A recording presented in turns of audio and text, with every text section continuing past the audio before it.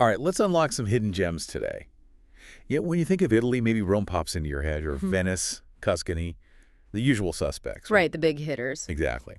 But what if I told you there are parts of Italy, really deep-rooted places with these incredibly old, fiercely independent cultures just waiting? Places that feel almost like another world entirely. That's it. So today, we're doing a deep dive into two spots in southern Italy. The ancient island of Sardinia, and then Calabria, that rugged sort of toe of the mainland boot. Two fascinating and very different areas. Totally. We've gone through a ton of research, really tried to pull out the surprising stuff, the ancient tradition. The things that make them tick. Yeah, our mission here is basically to give you a shortcut to understanding what makes each place so unique, like these little micro-continents of culture within Italy itself. And it's genuinely fascinating. The sheer depth of history and distinct identity packed into these regions.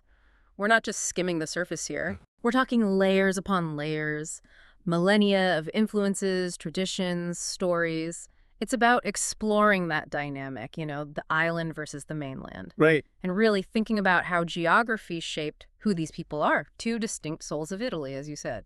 Perfectly put.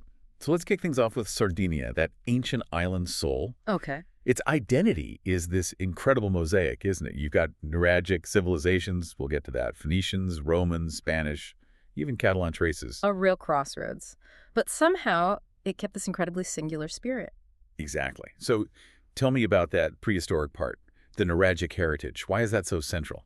The Nuraga. Well, these are absolutely key. They're not just piles of rocks, Right. These are mysterious Bronze Age stone towers. Thousands of them dot the landscape. Think of, the complex at Sumneroxi di Baramini. It's seriously impressive. Yeah. They're like these silent sentinels. And what's amazing is they don't just reflect identity. They almost seem to defend it. Well, in today's world, having these massive, ancient, physical markers, it's like an anchor, a connection to something deep and unique. It's probably why so many Sardinians still see themselves as più pastori che pescatori. More shepherds and fishermen. Exactly, even on an island. It emphasizes that interior, land-based, pastoral soul, not just the sea around them. Its rootedness. That deep identity really bursts into life in their traditions too, doesn't it? These aren't just historical footnotes. Oh, absolutely not. They are living traditions. You see it brilliantly at, say, the Cavalcata Sarda in Sassari. Yep. It's this incredibly vibrant parade. Horse riders from all over the island decked out in these stunning, elaborate traditional costumes. Each one signifies a specific village or family. Wow, a real display. Huge display of communal pride. It's like seeing their tribal identity made visible. Yeah. And then you have things like the Saga del Redentore in Nuoro, Right. keeping ancient ritual dances and music alive. It shows these aren't just museum pieces. They're active expressions of community, of remembering. And the craftsmanship must be incredible. Oh, the craftsmanship, especially in the clothing from places like Barbesia or Gallura. It speaks volumes about skill, about identity passed down through generations. And it's not just visual, right? The actual sound of Sardinia is unique too. Tell me about things like cantu e tenore. Yes. The sound is, it's profound. Cantu e tenore is amazing. It's UNESCO recognized, this 4-part polyphonic singing, all male choirs. What does it sound like? It's deep, almost guttural harmonies. It feels incredibly ancient, very powerful. Groups like Canores di Biti Mielinu Pira are keeping it alive, even taking it global. Incredible. And then you have the lonetas. It's this ancient reed instrument played with circular breathing, so the sound is continuous, almost otherworldly. Circular breathing, wow. Yeah. And what's fascinating, I think, is how this music isn't just performance. It feels like this pulsating connection back to Sardinia's earliest sounds, like a living link to their Bronze Age roots, preserved in sound. It's like an audible fortress for their identity. Speaking of resilience, Sardinia is famous as a blue zone, for longevity. Right, where people live exceptionally long, healthy lives. What's the secret there? Is it just the diet, or is there more to it? Well, the diet's important, sure. Okay. Whole grains, veg, local wine, all that. But it's definitely more than just genetics or food. Okay. A huge factor, maybe sometimes overlooked, is the incredible social cohesion, the strength of family ties, the deep respect for elders. Community. Exactly. And this sense of purpose in daily life. People are active, deeply connected to nature. They even have these traditional forest rituals linking them to the landscape. Interesting. So longevity there isn't just about, not getting sick. It's about having a reason to get up, being valued, living in harmony with your place. It's a whole package. The culture's so tied to its land. Mm. The food must reflect that too. What are the essential Sardinian flavors? Oh, the cuisine is just as rugged and diverse as the landscape itself. It really tells a story of resourcefulness. Well, think pain carousel. That paper-thin, crispy flatbread, they call it music paper. It's been a staple since the Bronze Age. Wow, ancient bread. Totally. Then there's frigola, these little toasted semolina pearls, often in soups, or malarettis. They're unique ridged pasta, kind of like gnocchi, great for sauces. You get these strong, distinct flavors, too.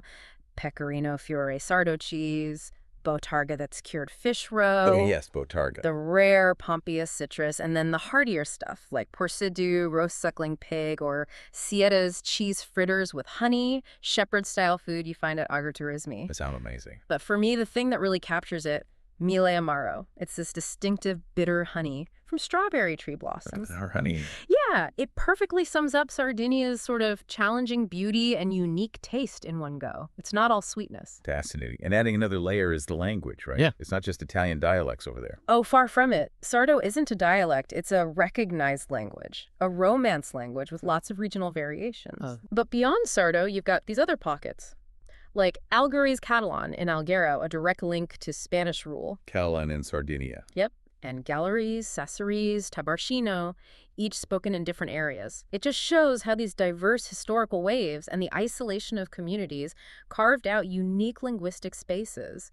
Language is a powerful preserver there. Right. Okay, so let's shift gears. We've journeyed through Sardinia's ancient soul. Now let's head to the mainland, to Calabria, the toe of Italy. The mainland's resilient heart. Exactly. If Sardinia feels about enduring isolation, Calabria seems to tell a story of resilience, shaped by constant passage, diverse influences. You mentioned Greeks, Byzantines, Normans, Spanish. A very different history in many ways. Less isolated, more layered by successive powers. So how did all those layers shape its folk heritage? It sounds incredibly rich. Immensely rich, and its past is really significant. You have to remember this area was central to Magna Graecia. Greater Greece? Right. Powerful Greek colonies like Crotona, Sybaris, Reggio di Calabria thrived here. So there's this incredibly deep Hellenic foundation. Okay. Then, centuries roll by.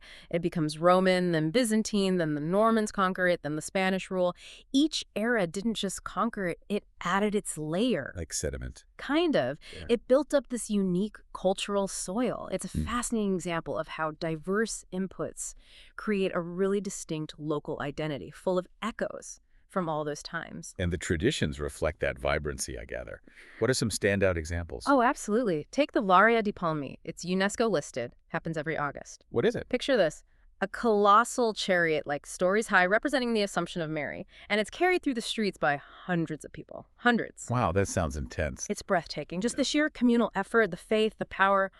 Or there's Ucumbitu di San Giuseppe. On St. Joseph's Day, families share a simple dish, lagane e cepe, pasta and chickpeas, but in silent solidarity. It's this quiet, moving ritual of faith and social unity. Silent solidarity. Interesting. And for something really quirky, the Carnival in San Sosti, they have a parade with 13 people on donkeys, each one representing a month. 13 months. Yep. It's thought to blend ancient farming cycles with Christian festivals. So these aren't just quaint customs. They're deep expressions of community, belief, history, all woven together. And the food must match that bold spirit. Heard it's hearty, maybe a bit spicy. Oh, definitely bold. Calabrian food really embodies that resilience, that connection to the land. You have to try Nduja. Ah, the spicy spreadable sausage. That's the one. And the sweetness of tropia onions, world famous. Down on the coast, amazing swordfish, anchovies, and rosamarina or sardella, sometimes called Calabrian caviar. Tiny fish, right? Tiny, flavorful fish, yeah. Then head up into the Sila Mountains, you get pasta and perottati, amazing cured meats, cheeses, and pita impiglata, this incredible nut and marsala pastry. Sounds incredible. And the frittole tradition in Reggio Calabria. It's like a festival of resourcefulness. They say, rupercu non si getta niente. Nothing of the pig is wasted. Exactly. They slow cook everything in these huge cauldrons. It's a real social ritual. Plus, unique flavors like licorice and the fragrant cedar citrus. It's a cuisine that's Definitely not shy. Bold, intense. And the music and dance. Just as spirited, I imagine? Which to spirited, the Calabrian tarantella is central. It's vibrant, energetic, Yeah. and it's not just the dance, it's the instruments driving it. The tamborello drum, the lively organetto accordion, the haunting zampogna bagpipes, the local lyra A fiddle. whole ensemble sound. Exactly. You hear it at festivals like Colonia or Peloriza. And what's cool now is how modern folk bands are really re-energizing these traditions. Keeping it alive. Yeah, not just preserving, but weaving Calabria's stories for new ears, making sure it stays a living part of their identity. Now, Calabria has faced its share of challenges historically. Right. But it feels like there's a kind of cultural rebirth happening now. That's a good way to put it. Yes, there have been significant historical issues, brigandage, organized crime, things that cast long shadows, no denying that. But there's definitely a revitalization happening. You feel it. It's fueled partly by tourism, people discovering its beauty. And the food. And the incredible food, absolutely. But also, I think, by this surging local pride. Towns like Tropea, perched above the sea, or historic Santa Severina, they're really celebrating their authenticity, their hospitality. It shows the region's enduring spirit, that ability to overcome and thrive. People often say Calabria captures your heart when you arrive and when you leave. I can believe that. And that depth is reflected in specific sites, too, and even language pockets. Definitely. Reggio Calabria has the Rios bronzes, seeing those ancient Greek statues. Just incredible. Speaks volumes about that Magna Graecia past. Right. Palmi has the Varia festival we talked about. Trupia's sanctuary on the cliff. Yeah. And you find Greek ruins, castles dotted around. And the language? Yes, the Greco-speakers, or Greekanic. These are minority languages, directly descended from Greek, still spoken in some mountain areas. Wow. Still alive. Still alive. A living echo of ancient Greece, right there in Calabria. It's another layer showing how deep and complex that identity really is. What an incredible journey through both Sardinia and Calabria. Yeah. It feels like we've really explored two very different yet equally powerful Italian souls today. Definitely. From Sardinia's ancient Nuraga and that haunting canto a tenore to Calabria's massive Varia di Palmi and its fiery Unduja. They're so different geographically, historically. Very different paths. But both offer this powerful lesson, don't they? About holding on to a deep-rooted cultural identity. The history, the flavors, the traditions, they feel so present, so vital. Absolutely. I mean, Sardinia and Calabria, they're almost like living proof of how tradition, when it's truly lived, can resist that sort of global flattening effect. These cultural pockets, island or mainland, they just showcase the incredible diversity within Italy and the sheer power of local communities to maintain unique ways of living, unique ways of seeing the world. It makes you think. It really does. It makes you think about how these ancient influences are still vibrating in modern life and why that deep local connection still matters so much. Well, thank you for joining us on this deep dive into Italy's southern souls. It's been fascinating. My pleasure. And for you listening, maybe think about how these places, so steeped in their past, still teach us things today. About community, about identity, maybe about the art of living well.